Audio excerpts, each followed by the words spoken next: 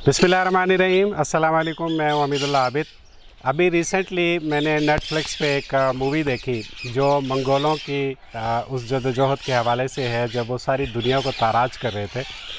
उसमें एक सीन था कि चंगेज़ ख़ान ने 10,000 छोटे परिंदे थे जिनके नीचे पंजों के साथ उसने बारूद जो है वो थोड़ा थोड़ा बांधा और फिर उसने उनके साथ एक फीता लगाया और फिर नीचे से जो है वो आग दिखाई पिंजरे पे, और इस तरह 10,000 परिंदे जो है वो एक साथ फ़िज़ा में उड़ते हैं। थोड़ा दूर जो है वो दुश्मन के शहर की तरफ जो है वो जाते हैं और वो बारूद जो है उनके परिंदों को जलाने लगता है तो वो सारे परिंदे ज़मीन की तरफ आते हैं और गिर जाते हैं और वो सारा बारूद फट जाता है। और एक बस्ती को तबाह व बर्बाद करने के लिए चंगेज़ ख़ान ने 10,000 के करीब परिंदों को जो है वो इस्तेमाल किया और उनको ख़त्म किया। इंसान की ये सरिश्त है कि वो जंगली हयात को ख़त्म करता है, बर्ड्स को जो है वो ख़त्म करता है, बड़ी बेदर्दी से उनको जो है पकड़ता है, कैद करता है। लेकिन मैं आज जिस मकाम पे खड़ा हूँ ये एक बहुत खूबसूरत सी जगह है। एक आदमी का शौक़ है और उसने अपने शौक़ के तहत ये सारे बर्ड्स जो है यहाँ पे पाले हैं। इंसान परिंदों से मोहब्बत भी कर सकता है, ये उनको अपने ख़ानदान के फ़र्द की तरह भी रख सकता है। उनको जो है वो ऐसी ग़िज़ाएँ जो है वो खिलाता है कि जो अपने बच्चों को खिलाता है। वो उनका मौसमों के एतबार से उनका कैसे ख़याल रखता है, किस तरीके से जो है उनको खुराक देता है और ख़ुराक में क्या क्या चीज़ें जो है वो उनको देता है।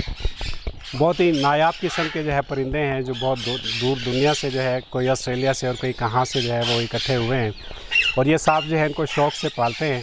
आज हम इनके पास हैं और आए इनके पास चलते हैं और देखते हैं कि कौन कौन से परिंदे हैं। कुछ इन्होंने मुर्गियाँ भी रखी हुई हैं और कुछ डॉग्स भी रखे हुए हैं। आए आज आपको इनकी सैर करवाते हैं।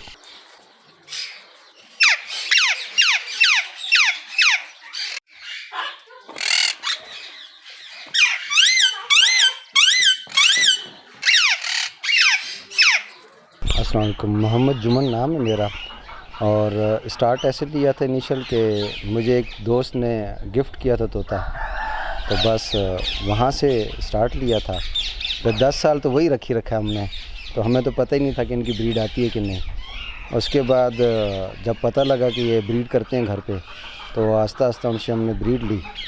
तो 5-6 साल उससे ब्रीड लिया हमने। तो फिर ग्रेजुअली जब पता लगा इसमें मुख्तलिफ म्यूटेशंस हैं, तो आस्ता आस्ता म्यूटेशन ख़रीदना शुरू की और म्यूटेशन में फिर आ गया। तो फिर यहाँ पे जगह ख़रीदी थी मैंने 2013 में, तो उसके बाद से फिर थोड़ा सेटअप को इंक्रीज़ कर दिया और माशाल्लाह अब तकरीबन 35-40 जोड़े हैं मेरे पास और सारी म्यूटेशन हैं तकरीबन मोस्टली। वैसे आपका प्रोफेशन क्या था और मतलब प्रोफेशन आपने चेंज किया इस तरफ है या कुछ और काम करते थे, क्या काम करते थे पहले? मैं बेसिकली बीटेक किया सिविल इंजीनियरिंग में और मैं 2014 तक हाजिर सर्विस था। उसके बाद अपनी हाई एंड सन्स के नाम से कंपनी खोली थी सर्वे की, तो टिल डेट में पार्ट टाइम वही सर्वे का मेरा काम है। तो ये तो हॉबी है और एज अ हॉबी ही चल रही है अभी तक।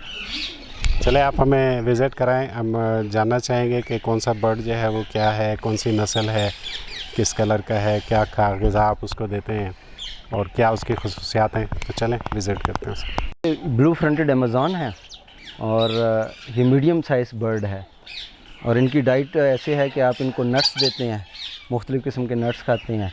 बाकी एवरेज सीड में देता हूँ इनको और सॉफ्ट फूड में इनको क्या कहते हैं एग ब्रेड है, उसके बाद चने हैं, लोबिया है, मुख्तलिफ़ किस्म की पल्सेस हैं, ये खाते हैं मोस्टली। इनकी उम्रें कितनी होंगी अभी?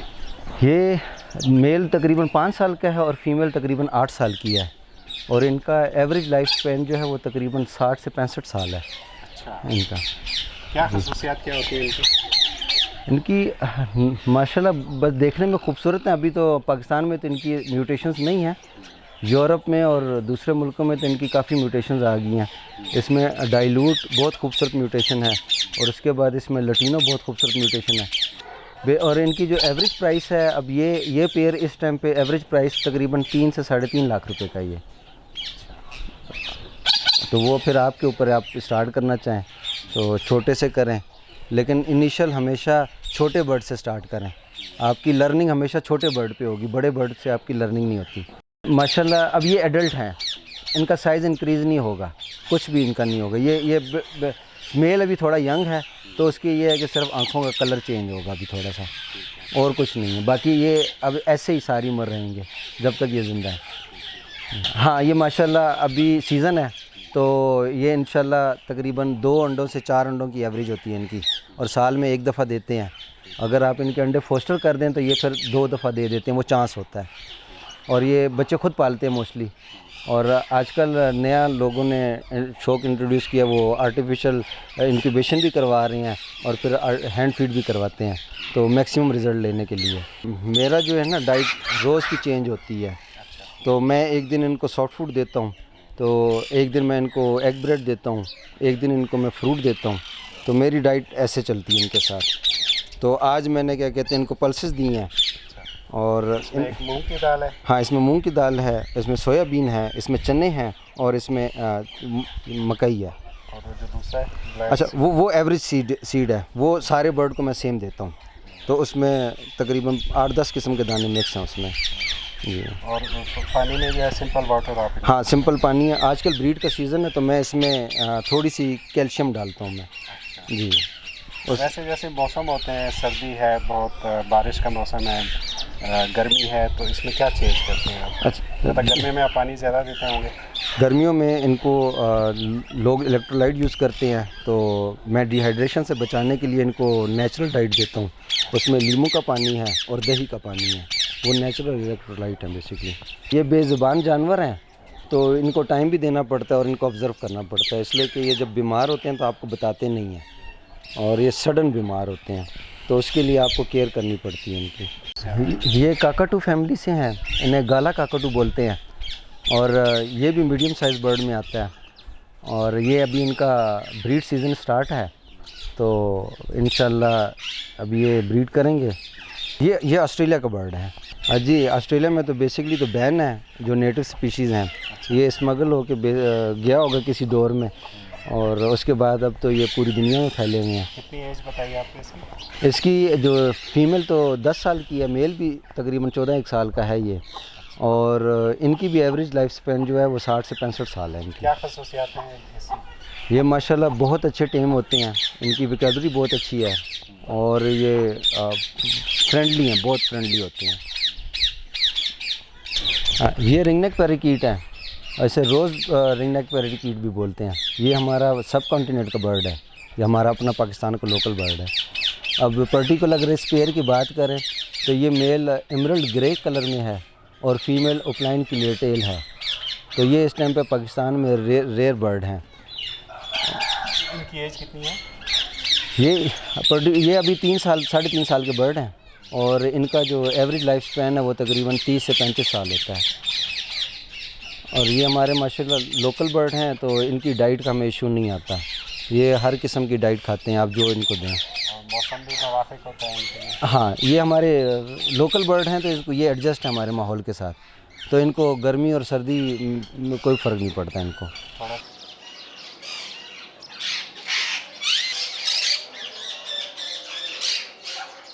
आपके पास एक साल खाने के लिए कोई चीज़ नहीं होगी पूरी दुनिया में, पूरा एक साल। तो मैंने मेरी 19-20 प्रोडिक्शन कर आगे पीछे हो जाती है, ये जहन में रखें। ये सीजन देखें ऑलमोस्ट ख़त्म है, मेरे पास काफ़ी इसकी है।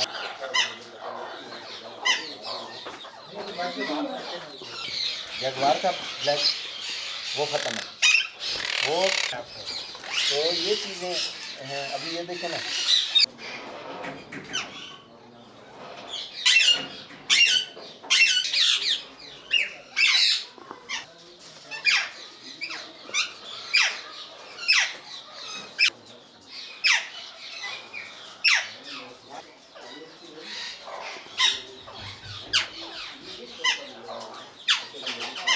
असल में जब फ्रेश इंपोर्ट होकर आते हैं ना, तो उस टाइम पे इनको प्रॉब्लम होती है, लेकिन जब ये आ जाते हैं और आप कुछ अर्सा इनको तकरीबन 3 महीने क्वारंटाइन करना पड़ता है, उसके बाद ये एडजस्ट हो जाते हैं हमारे माहौल के साथ। और लेकिन ये है कि इनका जो मोल्ट सीज़न है वो डिफरेंट होता है। वहाँ पे अभी सर्दियाँ स्टार्ट होने वाली हैं और हमारे पास गर्मियाँ आ रही हैं, तो ये बेसिकली मोल्ट करते हैं गर्मियों के मौसम में। तो वहाँ से फिर ये थोड़ा इनको टाइम लगता है एडजस्ट होने में। तकरीबन ये टाइम ले जाते हैं। मोल्ट को जो सीज़न है ना अपना इक्वल करने के लिए तकरीबन ये 2-3 साल ले लेते हैं। इनकी सर्वाइवल हो जाती है। हाँ, सर्वाइव बड़ा बर्ड है, बड़े बर्ड की सर्वाइवल हो जाती है। रिंग नेक तो हमारा लोकल बर्ड है, तो इसको तो यहाँ पे सर्वाइव करना इसके लिए कोई इशू नहीं है। ये भी सेम वही रिंग नेक हैं और इनकी डिटेल ऐसी है कि ये अभी रेयर कम्बिनेशन लगे हुए हैं। ये opaline clear tail dominate pied है, अभी डोमिनेट पाइड सर्टन नहीं है, अभी वो प्रूव नहीं हुई, और मेल साथ डबल स्प्लिट का लगा हुआ है। तो ये भी जो बच्चे देंगे तो वो पाकिस्तान में काफ़ी रेयर बच्चे होंगे। इसके बाद ये एक और कम्बिनेशन लगा हुआ है, ये भी रिंग नेक का कम्बिनेशन है, ये भी अब रेयर कम्बिनेशन लगा हुआ है।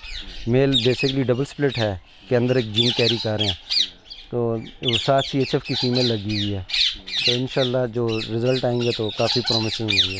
असल में हो सकता है कि लोगों को पता ना हो, मैंने असल में शौक़ में रखे हैं और मुझे म्यूटेशन का शौक़ है, तो उनके बारे में फिर मैंने थोड़ा बहुत नॉलेज रखा हुआ है कि ये क्या है और इनसे किस तरह की ब्रीड लेनी है, किस तरीके से लेनी है और इनसे आगे चल के मुझे क्या रिज़ल्ट्स मिलेंगे। अब बेसिकली जैसे ये अभी लेटेस्ट कम्बिनेशन है, मेल ग्रे इंडिगो ग्रे का है, स्प्लिट ओपलाइन और स्प्लिट CHF का है। इसमें से मुझे अब आएंगे ओपलाइन CHF के बच्चे आएंगे और वो इस टाइम पे रेयर हैं, बहुत रेयर है पाकिस्तान में। स्प्लिट तो 1-2 बंदों के पास हैं लेकिन विजुअल किसी के पास नहीं है। सेटअप इस टाइप का जो है ना एवारियाँ, ये तो एवरेज एवारियाँ ऐसे हर कोई बनाता है। तो बेसिकली लोग इंडोर रखते हैं बर्ड, मेरा शौक़ था कि इनको नेचुरल माहौल दिया जाए, तो मैंने इसीलिए इनको ओपन रखा हुआ है। मतलब मैं ये कह रहा हूँ कि जैसे घरों में लोग रखते हैं तो बहुत छोटा केज होता है जिसमें रखा होता है, आपके केज का जो साइज़ है एक स्टैंडर्ड साइज़ आपने कुछ सोच के जो है वो रखा होगा कि कितनी मूवमेंट होती है, कितना उड़ता है, कितना आगे जाता है, उस हिसाब से रखा होगा। अच्छा नहीं, स्टैंडर्ड साइज़ तो नहीं, हमारे यहाँ तो बहुत छोटे केजेस में लोग ब्रीड करा रहे हैं। मुझे पर्सनल शौक़ था कि ये खुले डुले केजेस में हों, मैंने इसीलिए अपने हिसाब से बड़े केज बनाए हैं। तो जैसे वो पीछे वाली वारियाँ थी वो भी मैंने अपने हिसाब से इसीलिए बड़ी बनाई थी कि उसमें बड़ा बर्ड कभी रखना हो तो वो आसानी से एडजस्ट हो जाए, मुझे उनके लिए नए पिंजरे ना ख़रीदने पड़ें।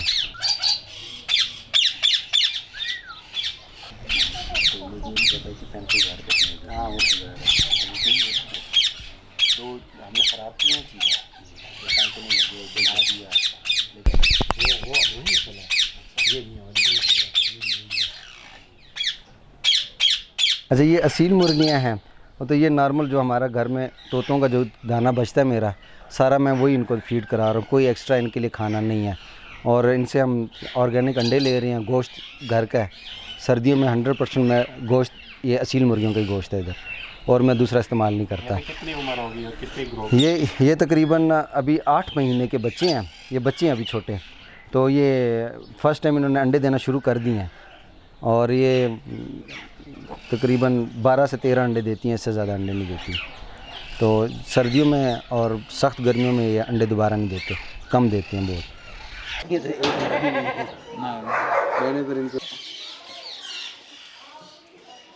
ये देसी मुर्गी हैं सारी, एस्ट्रालॉग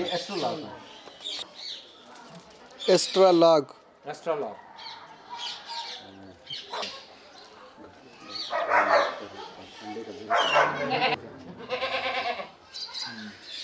इधर से देखें जी, बकरी का शॉट देखें।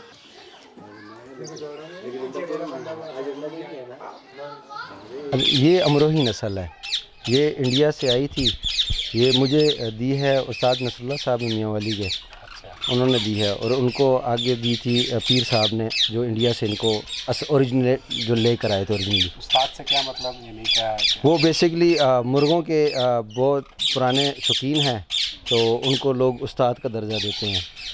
तो उन्होंने ये नस्ल प्रिजर्व करके रखी है, 70 साल से उनके पास पड़ी है ये नस्ल। अच्छा, तो उन्होंने फिर मुझे बच्चों के से एक्सपेंड हुई है? जी नहीं, असल में मुझे वो किसी को देते नहीं हैं, उन्होंने मुझे बेटा क्या है कि मुझे गिफ्ट किया था ये। अच्छा, तो मुझे मेरे पास, हाँ, मेरे पास तकरीबन इसके 3-4 जोड़े हैं मेरे पास, और साथ वो वाइट और ब्लैक है।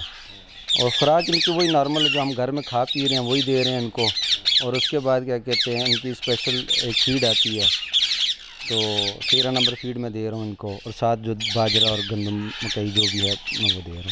इनकी कितनी उम्र है? अच्छा, हाँ, मेल तकरीबन है 3-3.5 साल का है, और ये दोनों फीमेलें तकरीबन 1 साल की हैं। कितनी लाइफ होती है इनकी?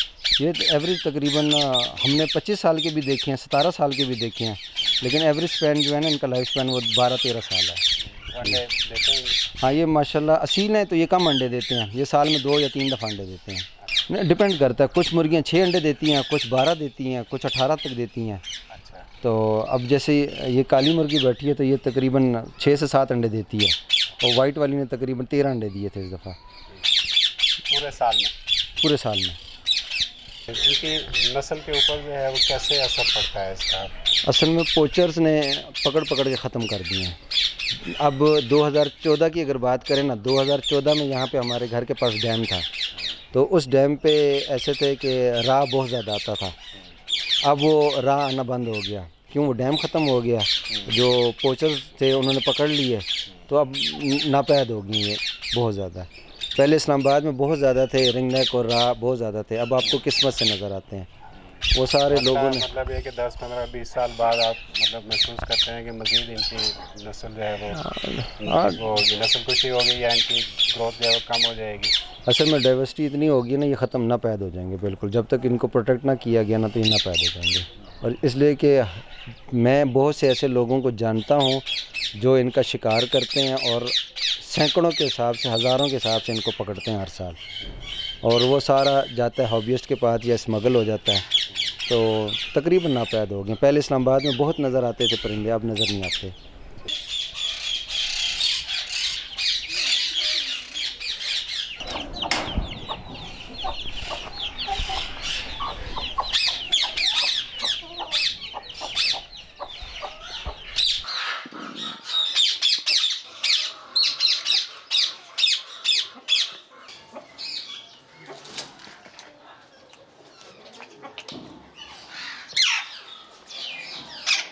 कैमरा भाई को भेजूँगा, देखना है।